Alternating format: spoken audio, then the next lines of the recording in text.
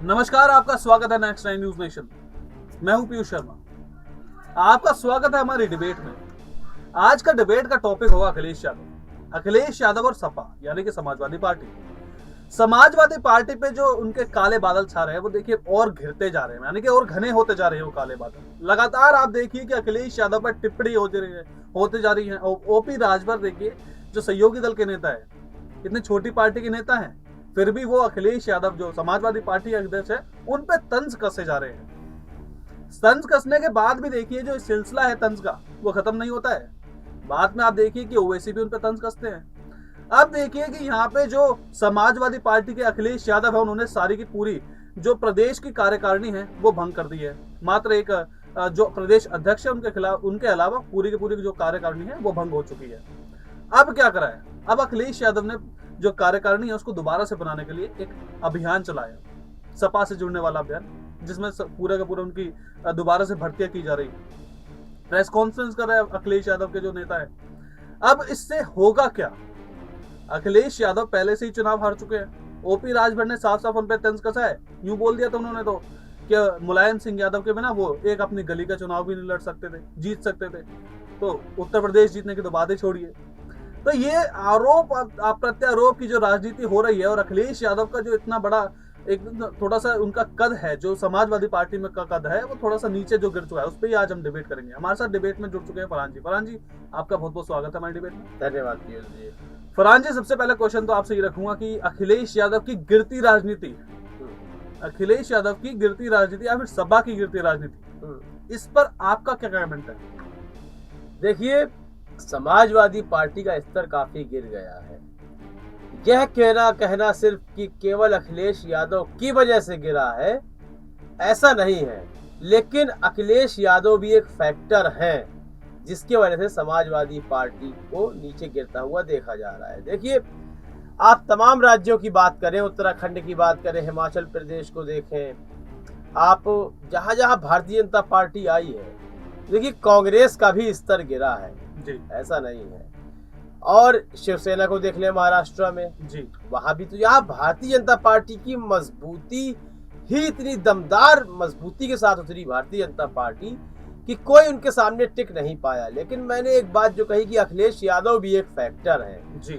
देखिए, अखिलेश यादव इसलिए एक फैक्टर है कि मैं उनकी तुलना राहुल गांधी से करना चाहूंगा जी, देखिए, कोई भी नेता हो अपनी सीट को नहीं हारता, जबकि अपने नेतृत्व में वह नहीं चाहता कि जो हमारी पुश्तैनी सीट है उसमें हार का सामना करना पड़े। मतलब आप आजमगढ़ की बात कर रहे हैं? मैं आजमगढ़ की बात भी कर रहा हूँ और रामपुर की भी बात कर रहा हूँ, ये दोनों सीटें। बिल्कुल। और राहुल गांधी इस तरह अमेठी हार जाते हैं। बिल्कुल। देखिए, मेहनत करना बहुत जरूरी है राजनीति में। आदमी को लगता है कि राजनीति बहुत आसान चीज है, कुर्सी में और एसी के कमरों में लेटने बैठने से राजनीति हो जाती है, तो यह देखिए गलत है। आप अमेठी की ही बात याद करें, कोई भी समस्या होती थी, कुछ भी मुद्दा होता था, राहुल गांधी से पहले स्मृति ईरानी पहुंच जाती थी जी। यही आजमगढ़ में देखा गया कि वहां पर दिनेश लाल यादव भी प्रचार कर रहे हैं, भारतीय जनता पार्टी के शीर्ष नेता भी लगातार प्रचार प्रसार में लगे हुए थे जी, जिसका फायदा एक तरफा बीजेपी को मिला। देखिए, अन्य फैक्टर भी हैं वहां हार और जीत के, लेकिन यह भी एक मुख्य फैक्टर है कि अखिलेश यादव वाकई में अपने घर से बाहर नहीं निकले, मायावती से किसी प्रकार की चर्चाएं नहीं की, और चर्चाएं बेहद महत्वपूर्ण है, चाहे वह आपका दुश्मन क्यों ना हो, विरोधी क्यों ना हो राजनीति में। इन चर्चाओं से लगातार अखिलेश यादव दूर नजर आए, तो जिसका परिणाम हार के रूप में उनको देखना पड़ा जी। अब वह इन बातों से चिढ़ जाते हैं कि अखिलेश यादव के कारण पार्टी हारी है जी। तो यह देखिए उनकी ही कमी है, कमजोरी है। देखिए, इस हार को जीत में बदलकर दिखाइए और विरोधियों का मुंह बंद कीजिए। जी। आप 2014 के चुनाव हारे, बिल्कुल। फिर आप 2017 में विधानसभा हारे, जी। फिर 2019 में लोकसभा हुए, बिल्कुल। अब मौजूदा समय में जो विधानसभा चुनाव हुए वह भी आप हारे।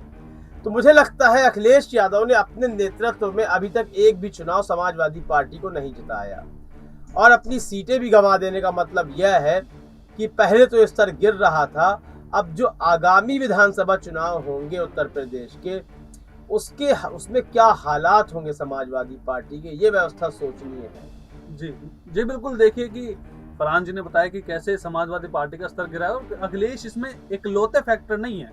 अखिलेश यादव भी एक फैक्टर है, लेकिन इकलौते फैक्टर नहीं है। देखिए यहाँ पे फरहान जी, ओपी राजभर ने फिलहाल हालिया अगर मैं तंज की बात करूँ तो उन्होंने काफी, वैसे तो 2-4 दिन से लगातार जब से अखिलेश यादव लोकसभा की सीटें हारे हैं, दोनों समाजवादी पार्टी हारी है, एक तो आजमगढ़ हार गई, रामपुर हार गई, तो उसके बाद ओपी राजभर काफी उस पर हमलावर हो रहे हैं, काफी कुछ बोला है उन्होंने। लेकिन हालिया बयान को अगर मैं देखूं तो उन्होंने बात की है मायावती की कि अखिलेश यादव, उन्होंने मतलब एक तंज तो नहीं कसा है, लेकिन उन्होंने ऐसी सहूलियत उन्होंने दी है, या फिर ऐसा बोल सकते हैं कि मशवरा उन्होंने दिया है कि आप आगामी चुनाव में, यानी लोकसभा में और साथ ही साथ उत्तर प्रदेश के अगले चुनाव जब होंगे तो मायावती के साथ आप लड़िए, उससे कुछ फायदा होगा। क्या सच में उसको फायदा हो सकता है अखिलेश यादव को? बिल्कुल। आप देखिए कि आजमगढ़ में जब अखिलेश यादव चुनाव लड़े तो करीब 2 लाख से भी अधिक वोटों से परास्त किया था दिनेश लाल यादव को जी। तब उनके साथ मायावती थी जी। लेकिन जब वहां हार का सामना करना पड़ता है तब उनके साथ मायावती नहीं थी जी। तो यहाँ से एक बात और स्पष्ट हो जाती है, जब अखिलेश यादव चुनाव लड़ रहे थे, अगर उस वक्त भी मायावती साथ ना होती तो हो सकता है भाजपा की लहर में अखिलेश यादव भी उस सीट को हार जाते। जी। तो देखिए, मुस्लिम फैक्टर पर आप चुनाव खेल रहे थे, केवल लड़ रहे थे। आपको लगता था कि यादव सीट तो आपकी है ही और मुस्लिम हमें ही वोट देगा, लेकिन ऐसा नहीं हुआ। देखिए, एक कद्दावर नेता भी यदि खड़ा हो जाए तो वोट बंटने की जो आशंकाएं होती हैं वह ज्यादा हो जाती हैं, और यही आजमगढ़ में देखिए देखने को भी मिला। तो ओपी राजभर का एकदम कहना सही है कि देखिए, यदि उत्तर प्रदेश के भीतर या पूरे देश के चुनाव हो, लोकसभा चुनाव हो, यदि आप बीजेपी को परास्त करना चाहते हैं तो आपको एक मजबूत गठबंधन बनाना होगा, क्योंकि स्वयं आप देखिए ना ही राष्ट्रीय राजनीति में बचे हैं और ना ही आप राज्य की क्षेत्रीय राजनीति में बचे हैं। तो गठबंधन बहुत जरूरी है, लेकिन गठबंधन नाम मात्र का नहीं होना चाहिए, बल्कि जो एक पक्का गठबंधन होता है, जैसे यूपीए का होता था, अभी भी है लेकिन वो खत्म हो गए, पार्टी ही खत्म है एक तरह से। जैसे एनडीए के गठबंधन की बात करें तो एक मजबूत गठबंधन होना चाहिए। मायावती ही नहीं, अन्य दलित नेताओं को भी जोड़कर, मुस्लिम नेताओं को जोड़कर ही आप उत्तर प्रदेश से भारतीय जनता पार्टी को बाहर कर सकते हैं, वरना यह आपके लिए असंभव रहेगा।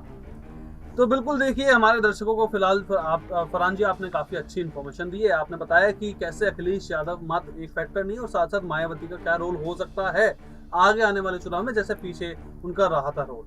तो लगातार हम ऐसी डिबेट्स आपके साथ में लाते रहेंगे। तब तक अगर ये वीडियो आपको अच्छी लगे तो इसको लाइक कीजिए, हमारी वीडियो को शेयर कीजिए, हमारे चैनल को सब्सक्राइब कीजिए और देखते रहिए नेक्स्ट टाइम न्यूज़ नेशन।